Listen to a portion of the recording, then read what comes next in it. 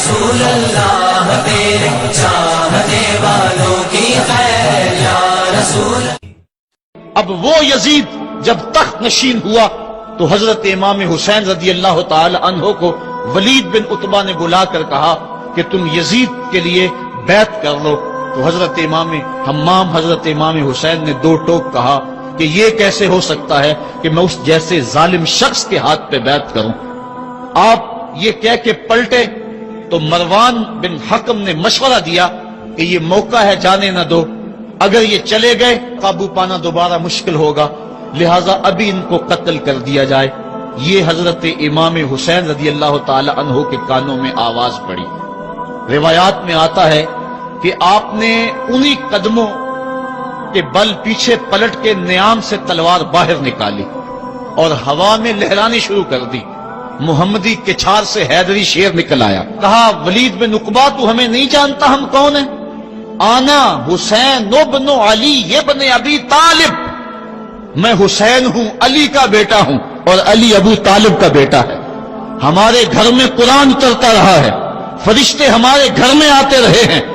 وَيَزِيدُ ابن المعاویہ فاسق فاجر قاتل النفس مولن بالفسق شارب الخمر، اور یزید فاسق ہے، فاجر ہے، مسلمانوں کا قاتل ہے اور شراب پیتا ہے، اس لیے حسین ڈنکے کی چوٹ پہ یزید کی بیعت سے انکار کرتا ہے۔ حضرت امام حمام امام حسین رضی اللہ تعالی عنہ نے انکار بیعت کی وجہ بیان کر دی۔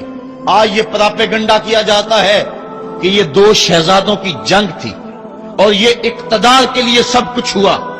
اگر یہ بات ہوتی تو ترمح بن عدی کہہ رہا ہے، حاتم طائی کا پوتا، جب آپ میدان کربلا کی طرف بڑھ رہے ہیں، حضور آپ میرے پہاڑوں میں آ جائیں اور 5000 کا لشکر آپ کی پشت پہ رکھ دوں گا، اور آپ جدھر بڑھیں گے وہ جان نثاری کرتے ہوئے آپ کے پیچھے ہوں گے اور یزید کی حکومت کے ٹکڑے کر کے رکھ دیں۔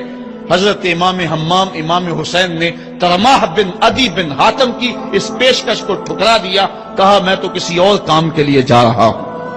یزید کے چہرے سے اس نقاب کو نوچنا تھا، اس کے مکروہ چہرے کو لوگوں کے سامنے ننگا کر کے بتلانا تھا کہ یہ وہ شخص ہے کہ جس کے بارے میں میرے محبوب اور میرے نانا نے خبر دی ہے کہ بنو امیہ کا ایک ظالم شخص میری سنت کو بدلے گا، اور وہ سنت کو بدلنے والا یہی شخص یزید ہے۔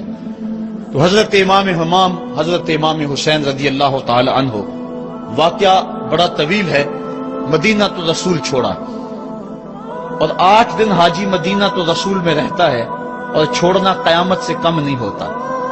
اور حسین تو پیدا مدینے میں ہوئے تھے، ان کا مسکن مدینے میں، وہ کھیلنے کے لیے نکلتے تھے تو مسجد نبوی کا صحن ہوتا تھا۔ حضرت امام حسین کے گھر کا دروازہ مسجد نبوی کے اندر کھلتا تھا۔ وہ حسین جو مسجد نبوی میں کھیلتا رہا، حضور کے کندھوں پہ سواری کرتا رہا، اور حضور ان کو پکڑ کے اپنے پاؤں پہ اور اپنی رانوں پہ اور اپنے پیٹ پہ اور اپنے سینے پہ بٹھاتے رہے، جن کے لیے حضور خطبہ چھوڑتے رہے، سجدوں کو طول دیتے رہے۔ وہ حسین ابن علی آج اس شہر مدینہ کی بہاروں کو چھوڑ رہے ہیں۔ حضور کی بارگاہ میں آخری سلام کہہ کے اپنی والدہ ماجدہ کے حضور سلام کہنے کے بعد حضرت امام حمام مدینہ تو رسول سے مکہ المکرمہ گئے۔ وہاں پہنچ کے آپ نے ماہ شعبان، ماہ رمضان، ماہ شوال اور ماہ ذیقعد اور ذی الحج کے کچھ دن گزارے۔ 2 ذی الحج کو، یا ایک روایت میں 7 یا 8 ذی الحج کو پھر شہر مکہ بھی چھوڑ دیا۔ قصہ طویل ہے کہ 150 خطوط تھے کوفیوں کے، جنہوں نے لکھا تھا کہ ہمارا امام کوئی نہیں، آپ آئیں اور ہم آپ کی قیادت کے اندر حق کا علم لہرانا چاہتے ہیں۔ صحابہ نے ان کی بے وفائی اور بے مروتی کا تذکرہ کیا تو حضرت امام حمام نے فرمایا میں جانتا ہوں ان کے رویوں کو، لیکن اب انہوں نے چونکہ مجھے خط لکھے ہیں اور اگر میں نہ گیا تو وہ قیامت کے دن کہیں گے کہ مالک ہم نے تو تیرے رسول کے نواسے کو بلایا تھا، وہ ہماری مدد کے لیے نہیں پہنچا۔ فرمایا اگر میں جاتا ہوں اور کلمہ حق بلند ہو جاتا ہے تو پھر بھی درست، اور اگر وہ بے وفائی کرتے ہیں اور اس رستے میں مجھے جان دینا پڑتی ہے تو پھر بھی کوئی بات نہیں، پھر بھی میں مراد کو پہنچا ہوا اپنے آپ کو پاؤں گا۔ آپ مکہ المکرمہ سے کوفہ کی سمت روانہ ہوئے. رستے میں حضرت مسلم بن عقیل کی شہادت کی خبر ملی، لیکن پھر بھی آگے بڑھتے چلے گئے. کوفہ سے 2 منزل دور حر بن یزید ریاحی 1000 کے لشکر کے ساتھ مزاحم ہوا اور آپ کو روک کر میدان کربلا میں لے گیا. آپ نے کہا کہ میں یزید کی بیعت کسی صورت میں نہیں کروں گا. جس سے صرف حق ہی قبول ہو، یہی جس کا اصل اصول ہو، جو نہ جھک سکے جو نہ بک سکے، اسے کربلائیں ہی راس ہیں. حضرت امام حسین امام حمام کربلا کے تپتے ہوئے ریگزار کے اندر 2 محرم کو پہنچے اور 9 محرم تک آپ مختلف انداز سے مفاہمت کی بات اس انداز سے کرتے رہے کہ میں بیعت نہیں کروں گا، لیکن کچھ تو خون سے بھی بچنا چاہتا ہوں. لیکن ان کا ایک ہی مطالبہ تھا کہ ہر صورت میں بیعت کرنا ہوگی، اس کے علاوہ کوئی صورت نہیں ہے. ان کا یہ مطالبہ تھا، ان کی بات یہ تھی کہ بیعت تو میں کسی صورت نہیں کر سکتا. چونکہ انکار بیعت کی جو وجہ آپ نے وہاں بیان کی، وہ وجہ بہر صورت موجود تھی، اس لیے کہا کہ کسی صورت میں میں یزید کے ہاتھ پہ بیعت نہیں کر سکتا. خیر وقت گزرتا گیا. پھر 9 کو یہ بات طے ہو گئی کہ لڑنے کے لیے تیار ہو جاؤ اگر تم نے بیعت نہیں کرنی. بیعت کرنے کی صورت میں مراعات سے نوازا جا رہا تھا. بڑے سے بڑا شہنشاہ بھی ہوتا، اس کے پاؤں میں بھی لغزش آ جاتی. لیکن حضرت امام حسین رضی اللہ تعالیٰ عنہ نے فرمایا کہ یہ تخت و تاج کیا چیز ہیں، جن کی مسند محبوب کی گلی میں لگی ہو، وہ تخت سکندری پہ کبھی تھوکا بھی نہیں کرتے. مجھے ان تخت و تاج کی پرواہ نہیں، میں تو کلمت الحق کے اعلیٰ کے لیے میدان عمل میں آیا ہوں. آپ نے مقام بیضا پہ خطبہ دیتے ہوئے کہا تھا کہ لوگوں میں جانتا ہوں کہ میرے ساتھ کیا ہونے والا ہے، لیکن اس کے باوجود میں میدان میں اس لیے جا رہا ہوں وَلَكُمْ فِيَّ أُسْوَةٌ کہ میری زندگی تمہارے لیے ایک نمونہ بن جائے. آپ نے اپنی زندگی کو قیامت تک آنے والی نسلوں کے لیے ایک نمونہ قرار دیا.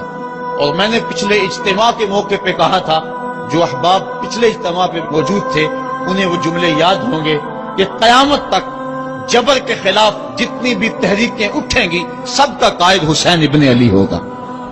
انسان کی عقل اور منطق اس کو یہ دلیلیں دیتی ہے کہ تم جبر کے خلاف اگر میدان میں آئے تو کٹ جاؤ گے، ٹکڑے کر دیے جائیں گے.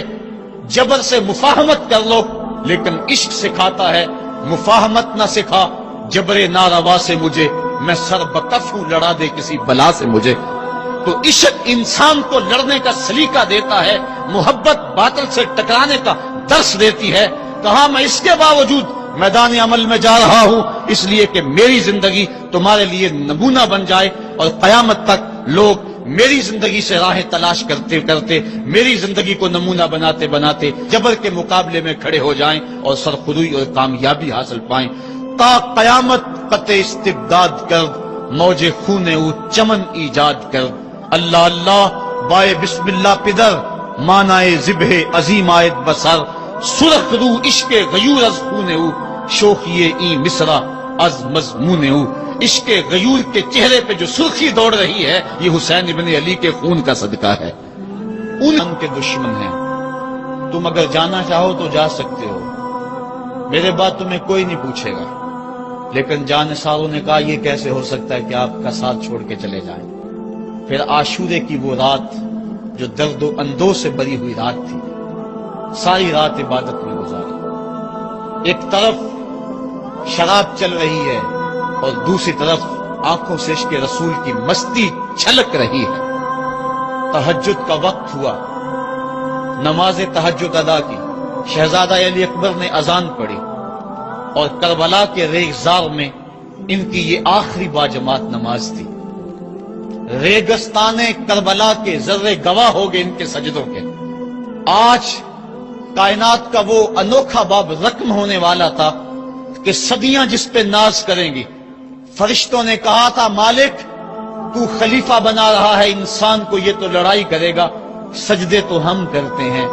آج فرشتوں نے بھی دیکھنا تھا کہ سجدہ کرنے کا جو انداز حسین ابن علی کا ہے، فرشتے اپنی زندگی کی ساری کمائی اکٹھی کر لیں، حسین کے سجدے کی زکوٰۃ بھی نہیں بن سکتی. جب جبر کی تیغیں چمکنے لگیں اور ایک ایک کر کے آوان و انصار جام شہادت نوش کرنے لگے، کبھی واہب شہید ہو رہے ہیں، کبھی زہر شہید ہو رہے ہیں، کبھی اون و محمد کے لاشیں گر رہے ہیں، کبھی قاسم کی جوانی لٹ رہی ہے، کبھی جواں اکبر کی آواز کربلا کے ریک زاروں میں گونجتی ہے، یا ابا ہو ادرکنی، میرے باپ مجھے پکڑیے۔ تو حضرت امام حمام دوڑ کے جاتے ہیں اور اپنے جواں بیٹے کی لاش کو کندھوں پہ اٹھا کے خیموں تک پہنچا کے ہاتھ فضا میں بلند کرتے ہوئے عرض کرتے ہیں، ربنا تقبل منا ھذا القربان، مالک حسین کی یہ قربانی بھی قبول کر لے۔ معصوم علی اصغر کو ہاتھوں میں لے کر جب سوئے فرات بڑھے اور دو شاخہ تیر ان کے حلق میں پیوست ہوا، چلو میں خون لے کر آسمان کی طرف اچھال کے کہتے تھے، مالک میری یہ کمائی تھی، یہ بھی تیرے راہ میں قربان کرتا ہوں، حسین کی یہ ننھی قربانی بھی قبول کر لے۔ اب آیان و انصار اور اہل بیت کی ایک ایک کلی کربلا کے اندر کٹ گئی،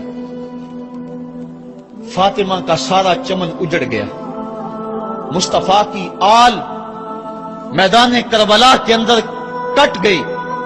اب امام حمام ہاتھ میں تلوار لیے میدان عمل میں آئے اور آپ نے جو آخری خطبہ دیا تاریخ کے اوراق میں موجود ہے، لوگوں میرا حسب و نسب پہچانو، میں کون ہوں، میں کون ہوں، مجھے پہچانو، جلدی نہ کرو، ناحق خون اپنے ذمے نہ لو، میں وہ ہوں جو رسول کریم کے کاندھوں پہ کھیلتا رہا ہوں اور مجھے حضور نے لوریاں دے دے کے پالا ہے، میں حضور کی زبان چوسا کرتا ہوں۔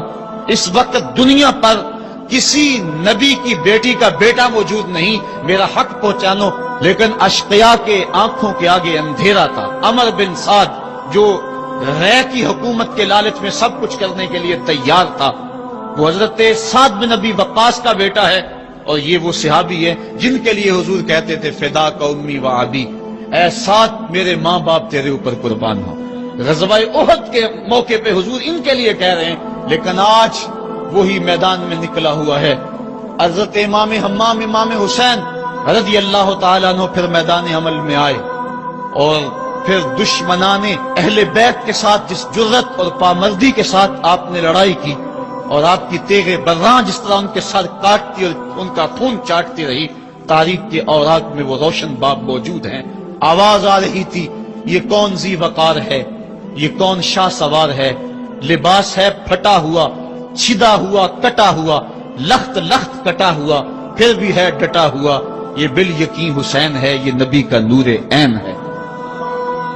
حضرت امام حسین حضرت امام حمام رضی اللہ تعالی عنہ میدان کربلا کے اندر جبر کی تیغوں کے مقابلے میں کھڑے ہیں۔ حق بلند ہوتا ہے، باطل کے پاس جتنے مرضی لاؤ لشکر ہوں، باطل بزدل ہوتا ہے، اس کے سینے کے اندر وہ حرارت نہیں ہوتی جو حق کے سینے کے اندر ہوتی ہے۔ ذرا غور تو کرو، 22,000 کا لشکر جرار ان کے مقابلے میں، جو محتاط روایات کے مطابق، ورنہ 82 کی روایت بھی کتب تواریخ میں موجود ہے، بھلا 72 افراد جو 3 دن سے بھوکے بھی اور پیاسے بھی، ان کے لیے 22,000 کا لشکر کیا معنی رکھتا ہے؟ لیکن باطل ہمیشہ بزدل ہوتا ہے، اگر حق میدان عمل میں کھڑا ہو جائے تو کائنات کی کوئی چیز اس کے سامنے نہیں ٹھہر سکتی۔ یہ سبق حضرت امام حمام کی قربانی نے ہمیں پیش کیا۔ 72 افراد جبر کے خلاف کھڑے ہیں، 71 افراد خاک و خون میں ان کے لاشیں مل گئے۔ اب حضرت امام حسین رضی اللہ تعالیٰ عنہ میدان کربلا میں، آپ نے آخری جو خطبہ ارشاد کیا جس کے الفاظ میں نے آپ کے سامنے رکھے، لیکن انہوں نے ایک ہی بات کہی کہ آپ بیعت کریں یا میدان میں آ جائیں۔ آپ نے کہا کہ میں تو کسی صورت بیعت کرنے کو تیار نہیں۔ پھر میدان عمل میں آئے، ان کو کاٹتے رہے، پھر گھوڑے کو ایڑ لگائی اور فرات کی لہروں میں آئے، پانی کا چلو بھرا اور لشکر اشقیاء کی طرف دیکھ کے کہا کہ تم نے میرے لیے پانی بند کیا، دیکھو آج حوض کوثر پہ بھی حسین کا قبضہ ہے، فرات کی لہروں پہ بھی حسین کا قبضہ ہے۔ لیکن آپ نے اس کے باوجود حضرت امام حمام حضرت امام حسین رضی اللہ تعالیٰ عنہ نے پانی پیا نہیں۔ ان کو سکینہ کی پیاس یاد آ گئی ہوگی، جس طرح حضرت علی اصغر پیاس سے شہید ہوئے وہ منظر یاد آ گیا ہوگا۔ اور دوسری بات یہ تھی، یہ امتحان تھا، اس لیے حضرت امام حمام نے پانی نہیں پیا، لیکن ان کو بتلانا مقصود تھا کہ اگر میں چاہوں تو یہ پانی پہ قبضہ کر سکتا ہوں، اور پھر یہ ساقی حوض کوثر کے نواسے ہیں، اگر یہ اشارہ کرتے تو کوثر کی نہریں چھلک کے کربلا کے میدان میں آ جاتی، لیکن امتحان دینا مقصود ہے۔ مصطفیٰ کریم کے ہاتھ بھی اٹھے ہوئے ہیں، اللہم آت الحسین صبرا و اجرا، اے اللہ میرے بیٹے حسین کو صبر بھی بخش دے، اجر بھی بخش دے۔ حضرت امام حمام رضی اللہ تعالیٰ عنہ جبر کے مقابلے میں ڈٹے ہوئے ہیں، آپ کی تیز برقاں ان کا خون چاٹتی رہی، پھر انہوں نے یک بارگی آپ کے اوپر حملہ کر دیا۔ حضرت امام حمام نے اس حالت کے اندر بھی اپنی زبان کو روکا اور زبان سے ہائے تک نہیں کی۔ آج شہادت حسین کو تماشا بنا کے رکھ دیا گیا ہے، اس انداز کے اندر اس شہادت کو بیان کیا جاتا ہے جس طرح وہ ترلے اور منتیں کر رہے تھے، پانی پانی کی صدائیں ان کے لبوں پہ تھی۔ نہیں، ایسا نہیں تھا، زخم پہ زخم کھا کے جی، خون جگر کے گھونٹ پی، آہ نہ کر لبوں کو سی، یہ عشق ہے دل لگی نہیں۔ جب محبت کا دم بھرا ہے تو سب کچھ کٹانا ہوگا اور کٹا کے بھی مسکرانا ہوگا۔ جو محبت کے دعویٰ رکھنے والے ہوتے ہیں ان کا امتحان ہوتا ہے، مشکل موقع پر ہی تو امتحان ہوتا ہے کہ اس موقع پہ یہ دامن صبر کو تھامتے ہیں یا نہیں تھامتے۔ اگر وہ ہائے ہائے کرتے رہے، وہ چیختے اور پکارتے رہے، اور وہ پانی کے لیے ہاتھ اور جھولی پھیلاتے رہے، اور جو پانی کے لیے جھولیاں پھیلاتے تھے انہوں نے پھر بیعت کیوں نہ کر دی؟ ان کو اتنا کچھ دیا جاتا تھا، اس کو قبول کیوں نہ کیا؟ انہوں نے یزید کے تخت و تاج کو قبول نہ کیا، یزید سے پانی کیسے مانگتے؟ وہ تو خود حوض کوثر کے والی کے نواسے تھے، وہ اوروں سے پانی مانگتے پھرتے۔ پوری تاریخ پڑھو کربلا کی، آپ کو نہیں ملے گا کہ حضرت امام حسین کی زبان سے ہائے بھی نکلا۔ آپ نے ہر مشکل موقع پہ صبر کے دامن کو تھاما ہے، اور ہر قربانی پیش کرنے کے بعد ہاتھ اٹھا کر یہی کہا، ربنا تقبل منا ھذا القربان، مالک حسین کی یہ قربانی بھی قبول کر لے۔ اس کا یہ مطلب نہیں کہ یہ دکھ کم تھے، اس کا مطلب یہ نہیں کہ مظلومیت نہیں تھی، وہ مصیبتیں تو اتنی تھی کہ پتھر کا کلیجہ بھی شک ہو جائے، کائنات کا کلیجہ چاک چاک ہو جائے، لیکن اس کے باوجود کیونکہ ان کے صبر کا امتحان تھا، اور جب آپ کے اوپر پہم تیر برسنے لگے، محتاط روایات کے مطابق 33 زخم تلواروں کے آپ کے بدن پہ تھے، اور 34 گھاؤ نیزوں کے آپ کے جسم پہ تھے، بلکہ بہت سارے نیزوں کی انیاں ٹوٹ گئی تھی جسم میں۔ حضرت امام حسین رضی اللہ تعالیٰ عنہ کا جب پیراہن اتارا گیا اور اس کو جب دیکھا گیا تو 113 سوراخ اس میں تیروں کے تھے، اور گھوڑے کی زین سے جب فرش زمین پر گرے وہ تیر جسم میں اور پیوست ہو گئے۔ گھوڑے کی زین سے فرش زمین پر جب آنے لگے تو کافی عرصہ لگ گیا، چونکہ برچھیوں کی نوکوں پر آپ کتنی دیر تک معلّہ رہے۔ اس وقت گھوڑے کی زین سے فرش زمین پر آئے اور کربلا کی اس تپتی ہوئی ریت کے اوپر پیشانی رکھی، فوارے پھوٹ رہے تھے، کائنات دم بخود تھی، چرخ کہن کانپ رہا تھا۔ آج تک آسمان نے ایسا منظر نہیں دیکھا تھا، آج تک حوروں نے ایسا منظر نہیں دیکھا تھا، سورج بھی منہ چھپا رہا تھا عاشورے کے دن، یہ منظر اس سے بھی نہیں دیکھا جا رہا تھا۔ ریت کربلا کی کپ کپا رہی تھی، دشمنوں کے نرغے میں مصطفیٰ کا نواسا 3 دن کا پیاسا تیروں اور نیزوں کی برسات کے اندر نے پیشانی سجدے میں رکھ دی، اور آخری کلمات یہ تھے، اللہم رضن بقضائک وصبرا علی بلائک تسلیما لامرک سبحان ربی العالی۔ مالک، جو دکھ آئے، اذیتیں آئیں، مصیبتیں پہنچی، امتحان آیا، حسین اس پہ راضی ہو گیا، تیرے امر کو تسلیم کر لیا، تیری رضا پہ راضی ہوا۔ سب کچھ قربان کرنے کے بعد مالک حسین تیری تقدیر پہ راضی ہے، مالک تو بھی بتا، تو بھی حسین پہ راضی ہوا ہے یا کہ نہیں ہوا ہے؟ تو حضرت امام حمام کا سر اس وقت تن انور سے جدا کر لیا گیا جب آپ سجدے کے اندر جھکے ہوئے تھے، سجدے میں سر جھکا ہوا تھا کہ دست قاتل نے جدا کر دیا۔ ایک شخص حرم کعبہ کے حج کے لیے آ رہا تھا، لبیک اللہم لبیک کی صدائیں اس کے لبوں پہ تھی کہ اس کی شہادت ہو گئی، وہ فوت ہو گیا۔ آقا کریم کو خبر دی گئی، حضور فرمایا کل جب قیامت کا دن ہوگا تو جب یہ اٹھے گا تو جس حالت میں فوت ہوا اس حالت میں اٹھے گا، اس کے لبوں پہ لبیک کی صدائیں ہوں گی۔ حسین ابن علی کا جب سر کٹا اور جب جسم سے تن انور سے ان کا سر انور جدا ہوا، اس وقت سر سجدے میں رکھا ہوا تھا۔ بندہ جس حال میں جاتا ہے قیامت کے دن اس طرح اٹھایا جاتا ہے۔ باقی لوگ قبروں میں اور انداز میں اٹھیں گے، حسین جب قبر سے اٹھے گا سر سجدے میں رکھا ہوا ہوگا۔ قیامت تک حسین نماز میں ہے، قیامت تک حسین نماز میں ہے، قیامت تک حسین سجدے میں ہے، قیامت تک حسین کا سر اللہ کے حضور جھکا ہوا ہے اور وقت کے یزیدوں کو للکار رہا ہے۔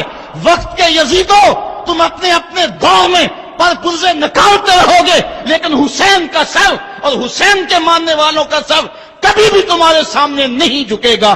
حسین کا سر کل بھی خدا کے سامنے خم تھا اور آج بھی خدا کے سامنے ہی سر خم ہے۔ تو حضرت امام حسین رضی اللہ تعالیٰ عنہ کا سر اس وقت کاٹا گیا۔ چینل صدقے یا رسول اللہ کو ضرور سبسکرائب کریں، جس سے ہماری مزید حوصلہ افزائی ہوگی، اور ہاں بیل آئیکن پر ضرور کلک کریں تاکہ یوٹیوب ہماری ہر نئی اپلوڈ ہونے والی ویڈیوز سب سے پہلے آپ کو بھیج دے۔ شکریہ۔